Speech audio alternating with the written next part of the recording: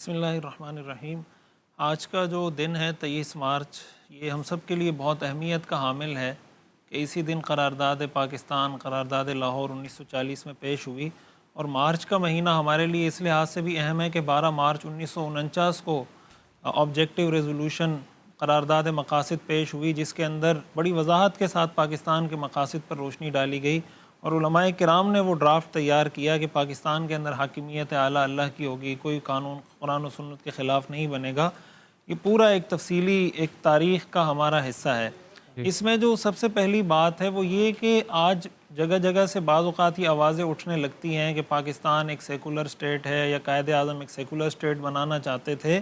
تو وہ ظاہر ہے کہ تاریخ کو تو مسخ نہیں کیا جا سکتا، تاریخ کو مٹایا تو نہیں جا سکتا۔ یہ ساری چیزیں تاریخ کا انمٹ نقش ہے کہ پاکستان کیوں بنایا گیا تھا۔ اگر پاکستان کا مقصد کوئی سیکولر اسٹیٹ ہی بنانا تھا تو پھر ہندوستان سے جدا ہونے کے پیچھے ریزن کیا تھی؟ یہ جو نعرہ لگایا گیا پاکستان کا مطلب کیا، لا الہ الا اللہ، قائد اعظم کی جو تقریریں ہیں جس میں انہوں نے بار بار یہ بات کی کہ ہم پاکستان کا یہ ٹکڑا اس لیے حاصل کرنا چاہتے ہیں کہ ہم قرآن و سنت کے نظام کو یہاں پہ پریکٹس کر سکیں،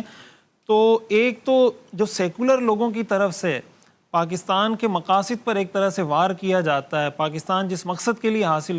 کیا گیا تھا، تو ہمارے نوجوانوں کے ذہن میں، ہماری قوم کے ذہن میں یہ بات بہت کلیئر ہونی چاہیے۔ اور ظاہر ہے کہ جیسے قاری صاحب نے بات کی کہ اس کا اصل پتہ اس کو چلتا ہے کہ جس نے یہ قربانی دی ہے، جو اس تپش سے، جو ان مراحل سے گزرا ہے، جنہوں نے ہجرت کی ہے، جنہوں نے جانوں کی قربانیاں دیں، جنہوں نے اپنی جائیدادیں قربان کی، ہمیں تو اسے یہ سب پکا پکایا مل گیا۔ قرآن کریم میں اللہ تعالیٰ نے اس بات کا ذکر کیا ہے کہ بعض لوگ ایسے ہوتے ہیں کہ وہ اللہ سے وعدہ کرتے ہیں، لئن آتانا من فضلہ لنصدقن ولنکونن من الصالحین، کہ اللہ اگر آپ ہمیں اپنا فضل عطا کر دیں تو ہم صدقہ بھی دیں گے اور ہم بہت اچھے انسان بن جائیں گے۔ اللہ تعالیٰ فرماتے ہیں فلما آتاہم من فضلہ بخلوا بھی، جب اللہ تعالیٰ ان کو دے دیتا ہے جو وہ مانگ رہے ہوتے ہیں تو وہ اللہ سے کیا ہوا وعدہ پورا نہیں کرتے۔ اللہ تعالیٰ نے اس کا عذاب بتایا کہ جب کوئی قوم مجھ سے کوئی وعدہ کرے اور وہ وعدہ میں ان کو وہ نعمت عطا کر دوں، وہ قوم وہ وعدہ پورا نہ کرے، اللہ تعالیٰ فرماتے ہیں اس کا عذاب یہ ہے فَأَعْقَبَهُمْ نِفَاقًا فِي قُلُوبِهِمْ، کہ اللہ ایسی قوم کے دلوں میں نفاق پیدا کر دیتا ہے، ایسی قوم پھر منافق بن جاتی ہے، اس وجہ سے کہ انہوں نے اللہ سے کوئی جو وعدہ کیا تھا اس وعدے کو وہ پورا نہیں کر رہے ہوتے۔ تو آج اگر ہم دیکھیں ہمارے حکمران اس ملک کو جس طرف لے کر گئے ہیں، جس رخ پر ہمارے سیاسی لیڈروں نے اپنے ذاتی مفادات کے لیے جس طرح ملک کو سٹیک پر لگایا ہے، جس طرح ملک، یعنی جو ہمارے ملک کے مسائل اس وقت ہیں، ظاہر ہے کہ ہمارے حکمرانوں کے ان کی جو عیاشی ہے، ان کی جو عیش و عشرت ہے، اس کی وجہ سے ہم اس نہج پر پہنچے ہیں۔ ایک وقت تھا، اس وقت کے قوم موجود تھی، ملک نہیں تھا، اس قوم کو ملک کی ضرورت ہے۔ آج حقیقت یہ ہے کہ ملک موجود ہے لیکن اس ملک کو ایک قوم کی ضرورت ہے۔ ہم اس وقت ایک قوم نہیں، ایک ہجوم بن چکے ہیں، یعنی ہمیں کوئی جس طرف ہمیں چلانا چاہتا ہے وہ ہمیں چلا دیتا ہے، سوشل میڈیا کا پروپیگنڈا ہو، کوئی نیگیٹیوٹی ہو، کسی کے خلاف ہمیں کرنا چاہے، کسی کے حق میں کرنا چاہے، ہماری قوم میں تحقیق کا مزاج نہیں ہے۔ اور میں یہ سمجھتا ہوں کہ اس کے اندر جو سب سے بڑا فیکٹر ہے وہ ہمارا تعلیمی نظام ہے، وہ ہمارا تعلیمی سسٹم ہے، ایجوکیشن سسٹم ہے۔ دیکھیں اس زمانے کے اندر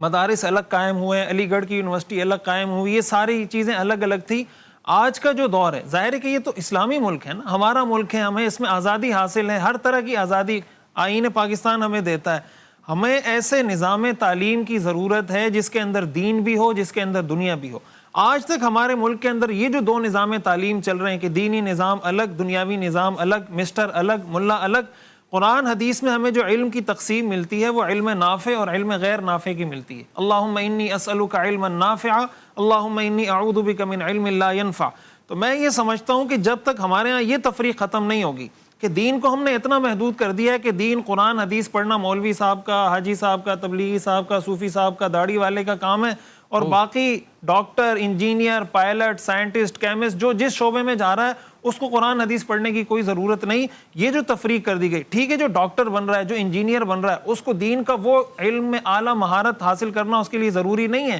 جو ایک عالم دین، ایک مفتی کے لیے ہے، لیکن جو ضروری علم ہے ایک ڈاکٹر کے پاس بھی ہونا چاہیے، ایک انجینئر کے پاس بھی ہونا چاہیے۔ میں یہ سمجھتا ہوں کہ جب تک ہم اس طرح کے تعلیمی ادارے قائم نہیں کریں گے کہ ایک ہی چھت کے نیچے وہ دین بھی پڑھ رہا ہو، ایک ہی چھت کے نیچے وہ ڈاکٹر بھی بن رہا ہو، وہ انجینئر بھی بن رہا ہو،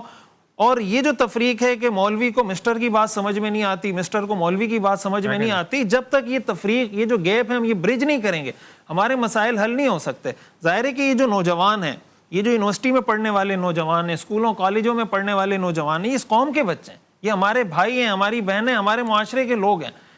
سارے مسلمان ہیں، کلمہ پڑھنے والے ہیں، لیکن ان کو ایسا تعلیمی نظام نہیں دیا گیا. تو میں یہ سمجھتا ہوں کہ اس کے لیے ہماری قوم کو ایز اے نیشن وہ تمام لوگ جو اس طرح کی کوشش کر سکتے ہیں، جن کو اللہ نے وسائل دیے ہیں، جن کو اللہ نے ذرائع دیے ہیں، وہ یہ ہمت کریں، یہ کوشش کریں کہ بھائی ہم ایک ایسا تعلیمی نظام پاکستان کے اندر متعارف کرائیں کہ ہم ایک ہی چھت تلے یہ دونوں سسٹم چلا رہے ہوں، اور جو ادارے اس طرح کے پہلے قائم ہو چکے ہیں ان اداروں کو سپورٹ کیا جائے، ان کے کاز کا حصہ بنا جائے.